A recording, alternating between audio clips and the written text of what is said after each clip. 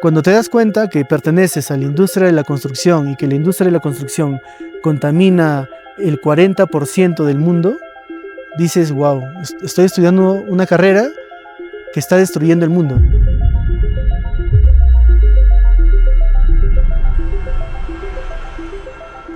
Hay simplemente la repetición de una conducta que te han dicho, así se hacen las cosas. Pero se aprende confrontando lo que piensas que va a pasar con la acción que te demuestra si eso es así, en qué porcentaje, qué cosas no funcionan como tú pensabas. Esa manera de aprender experimentando es misión de las facultades. Nosotros tenemos que dar espacios para esa experimentación. En la universidad siempre estamos constantemente como reflexionando sobre hacer arquitectura o sobre el rol del arquitecto, pero muchas de esas reflexiones al final se quedan en aulas. Y al quedarse en aulas, no termina, muchos estudiantes acaban y se enfrentan como a un contexto diferente de lo que se había pensado. Entonces, medio que se construye una burbuja académica que al final no termina o se revienta desde las experiencias de cada uno de los estudiantes. O sea, tenemos una mirada clara comunitaria y tenemos un paisaje que es hídrico porque hay una laguna, es decir, hay un rol del agua sobre el hecho turístico pero también comunitario.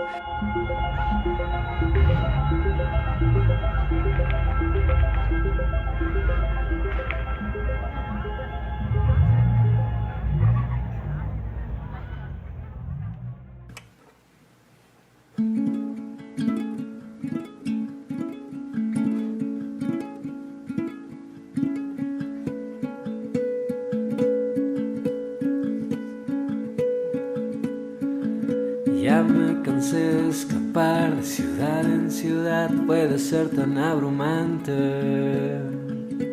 que los edificios sean tan grandes y que el destino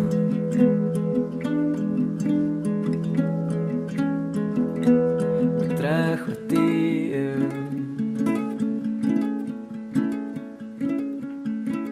Y ni el destino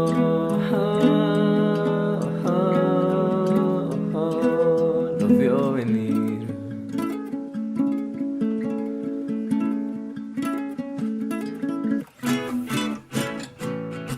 Cuando comenzó el taller teníamos un objetivo muy claro. Queríamos construir con una comunidad. Después de 5 años de universidad sentíamos que había llegado el momento de dejar el papel y enfrentarnos a la realidad. Imaginábamos encontrarnos con una comunidad y un proyecto en mente, dispuesta a trabajar con nosotros. Nosotros diseñaríamos, haríamos los planos, acompañaríamos la construcción y finalmente tendríamos una obra terminada. Entonces lo que busca el taller es básicamente empezar o tiene una pequeña pretensión, ¿no? Una búsqueda para poder vincular la academia y la realidad. El taller termina siendo como un puente en realidad, un puente que lo que quiere es que los estudiantes empiecen a experimentar, no solo con procesos constructivos, porque talleres de eso sí lo hay, sino con procesos principalmente sociales vinculados al hábitat, es decir, al espacio. Por eso el taller lleva por nombre ello, ¿no? Taller socioespacial. Entonces es la idea de construir una mirada comunitaria y una mirada de proyectos en diferentes escalas y que eso se dé en un escenario, en un territorio como el Valle del Mantaro, ¿no? Entonces, entendiendo esas lógicas, es que el taller empezó a andar. Entonces, de alguna manera, lo que se busca con el taller es también que los estudiantes desde la universidad rompan esas burbujas y que además tengan un soporte docente, un soporte académico todavía dentro de aulas y que de alguna u otra manera los estudiantes empiecen como a especializarse en la disciplina, ¿no? O el ejercerla por lo menos. Casi todos tienen autoencargos. O sea, no esperan a tener un cliente, no se van, por supuesto, a una oficina a ser el dibujante o el que apoya, etcétera, a no ser que sea una oficina que interesa por alguna razón de experimentación. Pero casi todos arrancan con iniciativas que no son esperando a que les vengan, sino adelantándose. Recuerdo que el primer vínculo con la comunidad fue cuando estábamos a la espera de Cochas Chico, donde bueno, la comunidad nos tenía un lapso de decir que sí y no, y la verdad era ansioso para nosotros porque bien recuerdo que estábamos llegando a exámenes de parciales en la semana 8 por ahí, ¿no? Y recuerdo que los chicos me estaban esperando, llegué tarde y le digo, chicos, allá por acá arriba hay un estadio, hay una laguna, ¿por qué no vamos ahí? Quizás encontremos algo. Y dicho y hecho, venimos y encontramos a una gran comunidad, ¿no? Que me recuerdo que estaban haciendo todo el cerco perimétrico. Y la verdad fue como que una conexión muy bonita con la comunidad, ¿no? Era como que nos acogieron de una forma, ¿no? Alguien cuando te recibe con un abrazo y te dice, sí, trabaja aquí. Y donde ellos nos dijeron, ya chicos, nos parece genial que desarrollen este tipo de proyectos, trabajar conjuntamente con la comunidad. Y a los 2 días, 3 días nos dijeron que tenían una reunión con toda la comunidad en general. Y pues...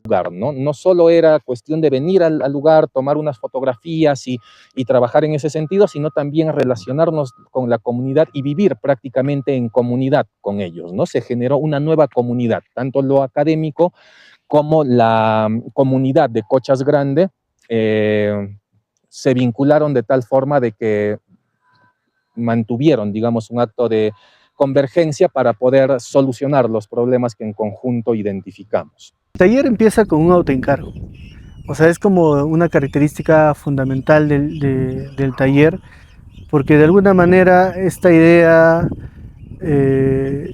la arquitectura hay que entenderla como un soporte mayor, o sea, no solamente, o sea, como parte como un engranaje de algo mayor, básicamente. O sea, no como el objetivo final o lo último a conseguir. Y eso es lo que a veces pasa en la arquitectura. Normalmente la arquitectura siempre está repleta de egos y siempre se piensa como lo que nosotros debemos hacer frente a los demás. Nosotros somos gente creativa que debe darle solución a la gente y muchas veces hacemos todo lo contrario. Cuando nos metemos como arquitectos a algún espacio, algún escenario, terminamos perjudicando, o sea, haciendo las cosas peor. Por eso siempre, constantemente está en mi cabeza las palabras de Enrique Villasís que dice, a veces la mejor arquitectura es la que no se construye. Entonces, desde esa perspectiva, hay que empezar a abrir la mirada de la arquitectura y abrirla para realmente comprender por qué hacemos arquitectura. Y el por qué hacemos arquitectura tiene que ver con la comunidad. Y entender la comunidad no como comunidades campesinas, comunidades, no sé, de pueblos originarios, etcétera, sino que comunidades que, aunque el término sea muy simple, es un grupo de personas con un interés en común. Eso es una comunidad. Entonces, la idea de la comunidad, o que el proyecto nazca de la comunidad y se entienda desde la comunidad, es porque muchas comunidades ya están haciendo cosas, o sea, están gestionando procesos, y dentro de esa gestión de procesos lo que se requiere es también que nosotros, al ser parte, o la arquitectura principalmente, al ser parte de un engranaje, simplemente sea soporte de esos procesos. Entonces, al ser soporte de esos procesos, entendemos como esta fórmula de comunidad, ¿no? Disciplina básicamente, o sea, la arquitectura, y el territorio, o sea, porque se da siempre en un lugar y el lugar tiene como características muy específicas. Entonces todo eso en su conjunto termina como vinculando o construyendo el autoencargo, ¿no? Entonces el taller, a diferencia de repente de otros talleres en Latinoamérica que también buscan o tienen como una mirada a construir y trabajar la arquitectura desde la academia, o sea, la construcción desde la academia, este taller sí tiene un enfoque comunitario. porque trabajamos ese contraste principalmente. Cuando volvimos a observar el Valle del Mantaro, hubo un detalle que antes había pasado desapercibido. En el medio del valle sobresalía una formación que rompía con la continuidad del valle. Era el Cerro Xcamarca, un pequeño relieve que desde la distancia parecía un lunar sobre el territorio.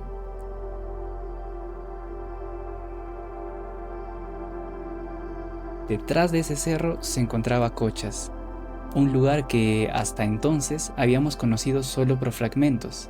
Al recorrerlo con más atención, entendimos que Cochas era mucho más que un pueblo.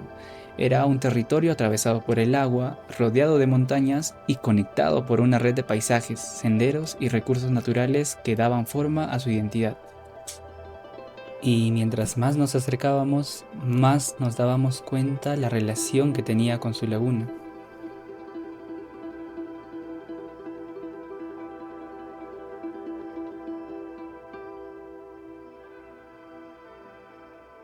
Pero esto era bajo nuestro pensamiento, así que teníamos que corroborar la información.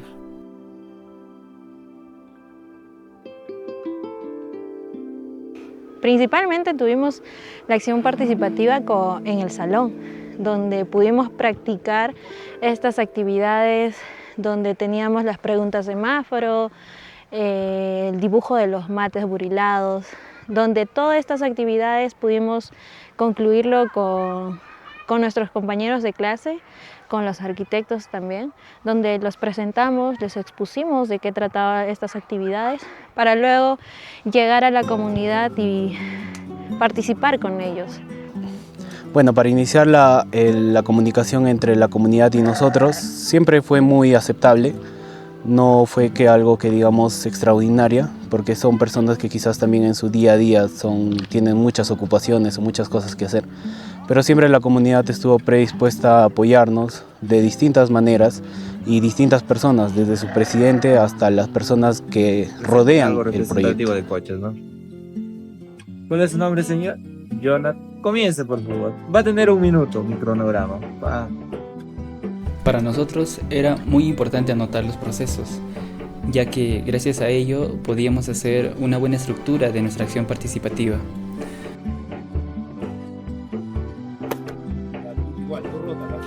Practicamos muchos de estos ejercicios para ver si funcionaban mucho antes de aplicarlos con la comunidad.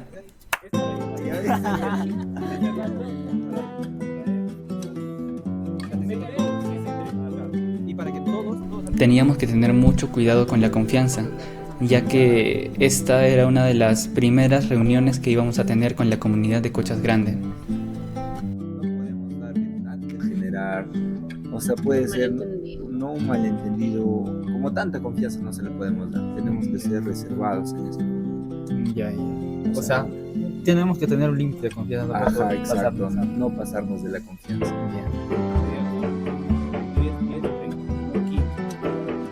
Pero no es lo mismo.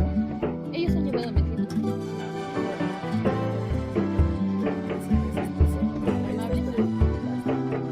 Después de tanto ensayo y tantas reuniones, finalmente llegó el día.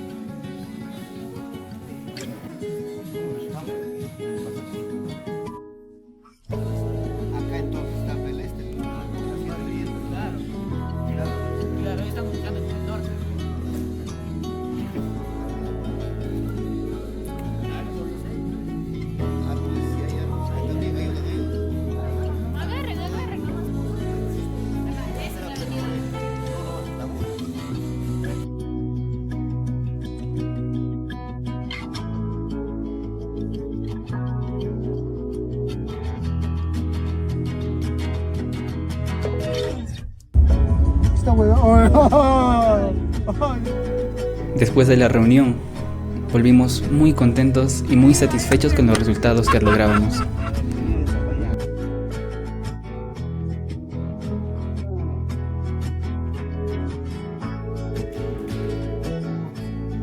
Ya teníamos la mayor parte de la información que necesitábamos.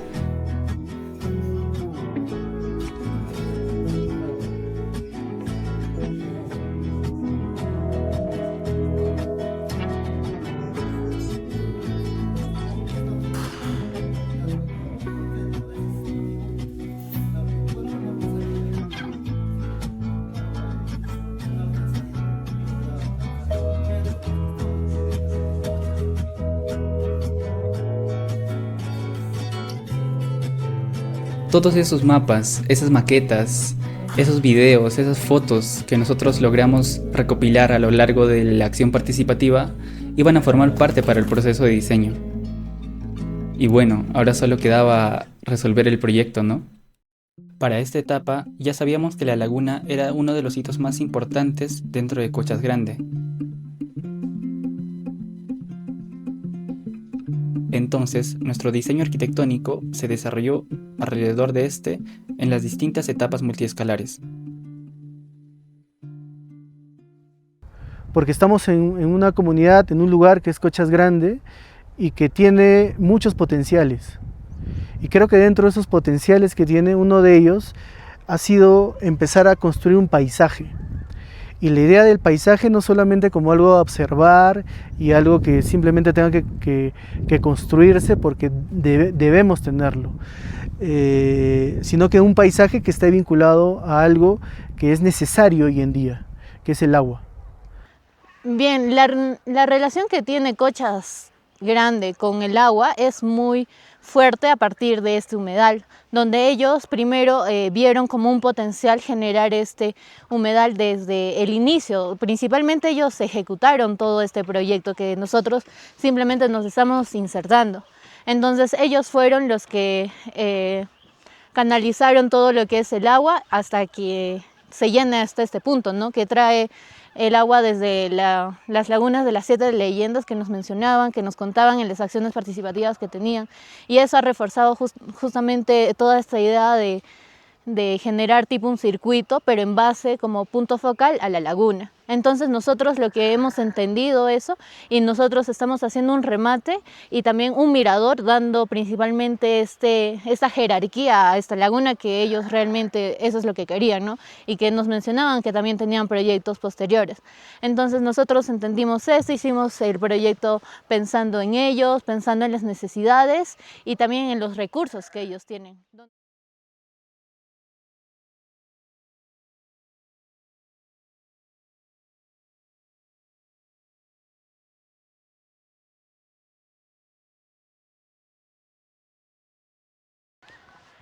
Nosotros para plantear el proyecto principalmente hemos visto primero lo que ya estaban haciendo, que eran estas casitas que nosotros vemos dentro del espacio ya consolidado, donde ellos ya tenían una idea de arquitectura, se podría decir. Entonces lo que nosotros hicimos es tecnificar este conocimiento que se tiene para poder también generar este punto de encuentro, este mirador y también dar ese enfoque a lo que ya mencionaba que era el humedal.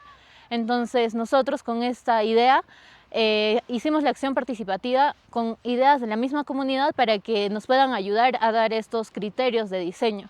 Entonces, conjunto a ellos hemos llegado a ciertos ideales para poder llegar a la ejecución y de esta manera también juntamente a ellos insertarnos y no como que imponer algo, sino trabajar con los mismos recursos que ellos tienen y en general generar este espacio tan acogedor más que nada que para la comunidad.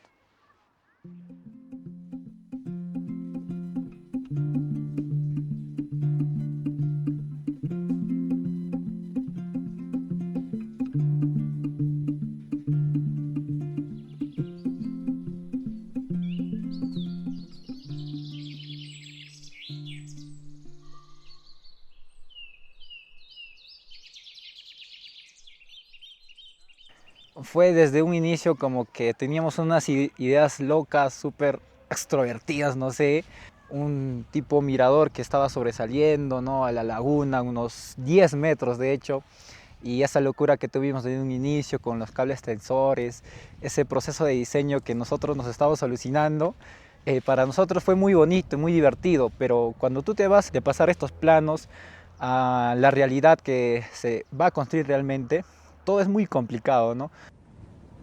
La comunidad tenía muchos árboles de pino. Nos comentaban que tenían un bosque repleto de árboles que se estaba cayendo y que esos árboles podrían servirnos para hacer el proyecto. El único inconveniente era que dicho bosque estaba a 2,5 kilómetros del mínimo habitable.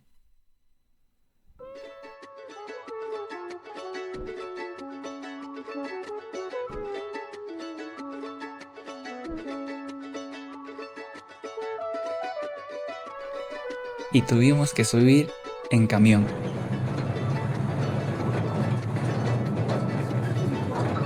Una experiencia inolvidable.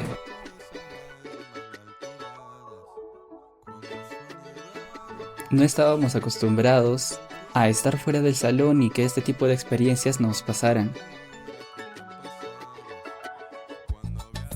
Era algo nuevo para nosotros, pero disfrutábamos haciéndolo. El Monte Huáscara no tiene nada en contra de mí.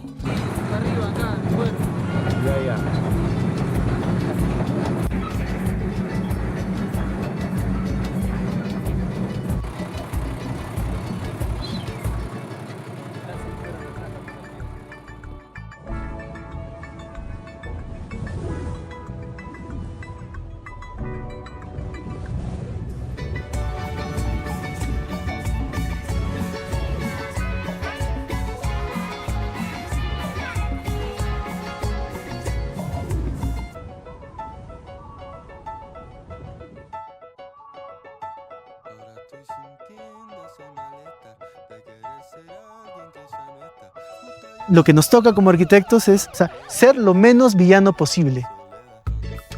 Y entonces esas palabras de Miki González me quedó como muy grabadas y creo que en cada una de las cosas que tratamos de hacer en el taller es justamente pensar la arquitectura del lugar para poder hacerla, para poder habitar con lo que tenemos además, ¿no? Y creo que esa es una de las características que se aplica en el proyecto desde la innovación artesanal. Entonces, es ese cruce de entender que la innovación no siempre tiene que ser la última tecnología o proceso, el último material que sale, sino que con el material que tenemos podemos hacer grandes procesos de innovación. Entonces, eso debe aplicarse justamente en estos procesos de transformación cuando las ciudades empiezan a crecer. Y la potencia y de alguna manera se soporta con los conocimientos que ustedes, o sea que los estudiantes están poco a poco o han ido obteniendo durante sus 10 semestres académicos. O sea, es decir, estos 5 años, o quizá en algunos más, pero ha ido construyendo conocimiento para que justamente sea como probado en lugares como estos y donde no solo sea probado, sino sea repensado, deconstruido y volverse a construir. Entonces, al final es como un hilo, ¿no? O sea, desde el interés comunitario hasta los propios saberes que como estudiantes van aprendiendo y cómo van como construyendo el conocimiento desde el hacer. Entonces, no solo se trata de construir conocimiento desde el libro, desde simplemente recursos teóricos, o sea, pensar que la teoría te puede llevar al hacer. Seguro, y sí pasa eso también, pero también hoy en día debemos darnos cuenta que el hacer construye teoría, construye conocimiento, solo que debe ponerse eso siempre en valor, porque hay muchas comunidades que realmente tienen conocimientos que se están perdiendo en el tiempo. Y creo que este proyecto, que además trabaja con madera del lugar, traída de un espacio, o sea, esta madera que tenemos acá en el proyecto es una madera que pertenece a la comunidad, que ha sido traída de un lugar de un bosque que pertenece a la comunidad, es decir, estamos explorando el territorio y utilizando recursos, llevándolos a otros para transformarlos y hacer espacio y habitarlos. Y eso es clave, porque normalmente lo que pasa es que las materias primas son llevadas a industrias y ese proceso de industrialización termina regresando a las comunidades bajo otro formato y bajo una dinámica económica que no siempre es la más sana.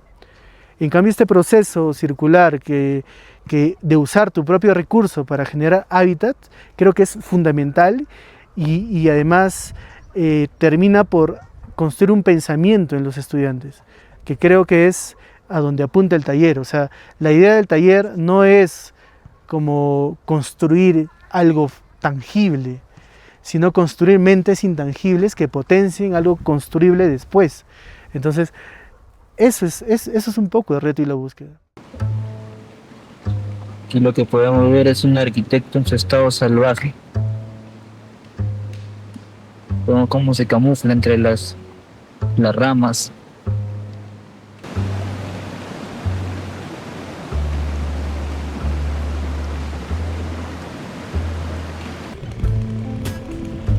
Pero muy pronto aparecieron los primeros problemas.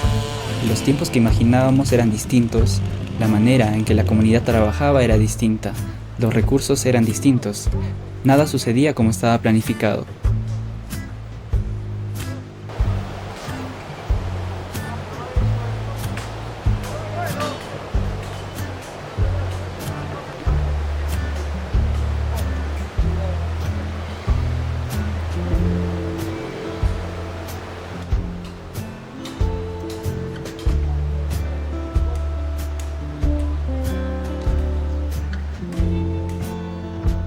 Aprendimos a dividir responsabilidades, a confiar unos en otros, a tomar decisiones sobre la marcha, a aceptar que los errores también forman parte del proceso. Y ese día entendimos que una obra nunca pertenece a una sola persona, se sostiene gracias al trabajo de todos. Hoy en día pues somos un equipo muy integrado, que sabemos ya manejar los problemas, sabemos manejar los momentos buenos, los alegres, malos, y bueno, eso creo que se hace de un gran equipo, y eso no se hace de una noche a otra, se hace por un proceso, y por eso es que siempre nos vamos a denominar que somos un buen equipo. Lo importante en este proyecto también es esa transformación del paisaje desde la ciudad al campo, pero eso es como más o menos lo entendemos. Pero en realidad la forma de repensar las cosas tiene que ver con cómo construimos un pensamiento del campo a la ciudad. Y en este paisaje o en este medio construido que es Cochas Grande, y específicamente en este lugar donde está la laguna de Cochas Grande, ocurre eso, porque es un paisaje que ni es ciudad ni es campo, sino que está en esa transición. Y al estar en esa transición, de alguna manera estamos pensando, la propuesta que se está construyendo acá, piensa en mirar las cosas del campo a la ciudad. Es decir, poner en valor las lógicas y procesos de hábitat y construibles del campo, llevados hacia cómo podemos repensar nuestros territorios que van creciendo desde la ciudad. Entonces, también tiene otra perspectiva, digamos así. Y este proyecto claramente lo visibiliza, porque este proyecto, por más que alguien diga, no, pero la madera que está acá va a durar 3 años y de ahí la reemplazamos, normal. O sea, porque la reemplazamos y no ha afectado en nada. Porque este material sigue estando en esta comunidad y simplemente se usará para otra cosa. Y se traerá otro material, se reemplazarán piezas, pero no estamos generando un daño mayor.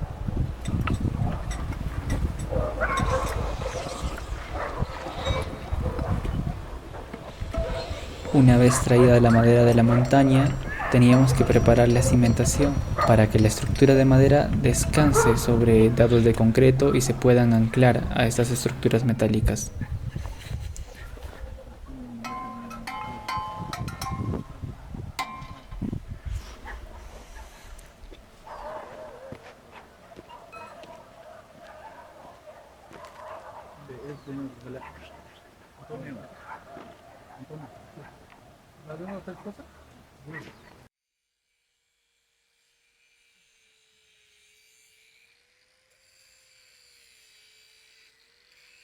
Esto ayudaba a que la madera no tenga contacto directo con la tierra ni con el suelo. Así evitábamos problemas de humedad en los postes.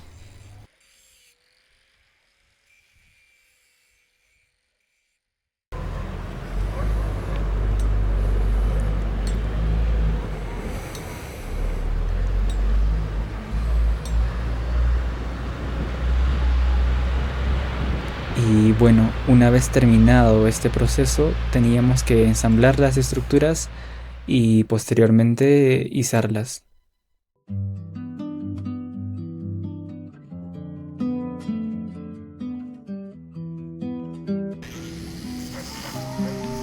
Y esta fue una de nuestras etapas favoritas, ya que muchos de nuestros compañeros del salón, conocidos, amigos, incluso gente de otras universidades, venían y apoyaban en las faenas que se convocaban cada cierto tiempo.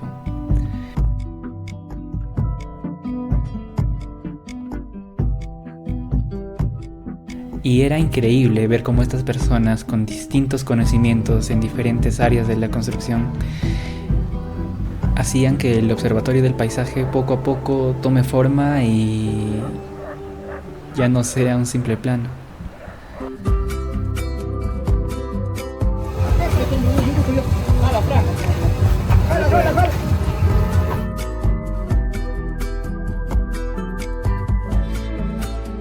Bruno, cara, huevón, ¡hala, huevón! El viento.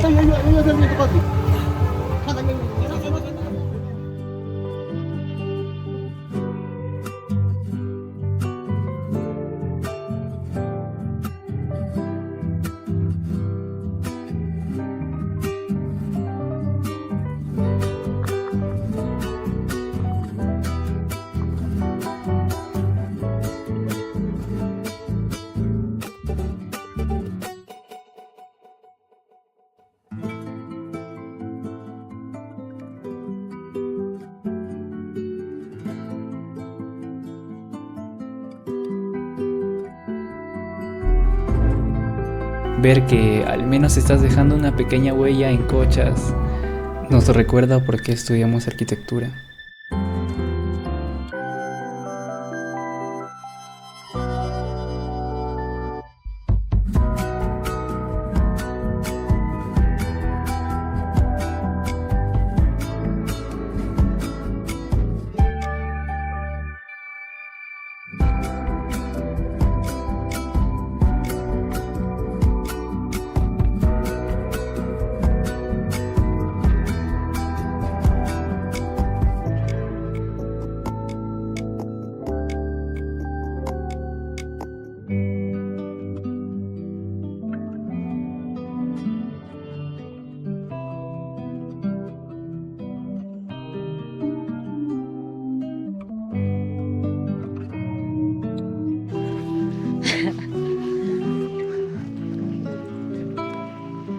Pero esto en quechua.